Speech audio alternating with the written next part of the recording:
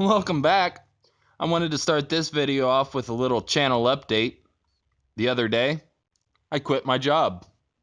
My reasons of doing so is kind of complicated. Long story short though, I'm just tired of not having very much time to work on my art. So, for the time being, this will be my main focus in life. That is until I run out of savings and have to go back to being an adult. Today, I thought we would start a new project. We are still going to be working on our pet portrait, though it's reaching a point where it's just minor details left.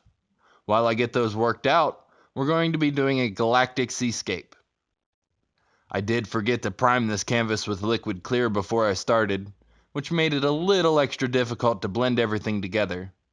But I think we still ended up with the same effects I was looking for.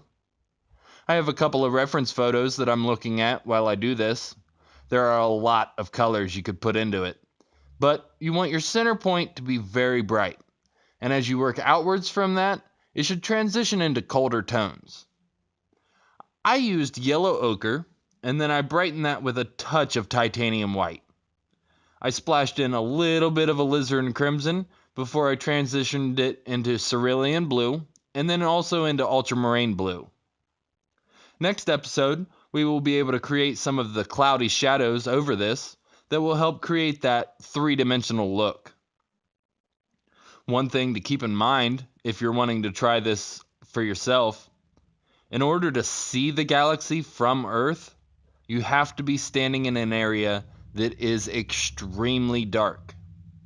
This means that there will be no reflections of light against our ocean, and our foreground will remain very dark. The idea for this piece was given to me by a friend who also wanted a pirate boat in the image, so we might have to bend the rules slightly to get that in there, but I will have to be very careful not to overdo my highlights. The main focal point will need to remain the galaxy itself. I finished this episode off by using my fan brush to splatter on some of the more distant stars. I'm using a mix of cerulean blue and white to get these stars in there. Later we can go back in and add some more that are a little brighter, but we'll do that individually.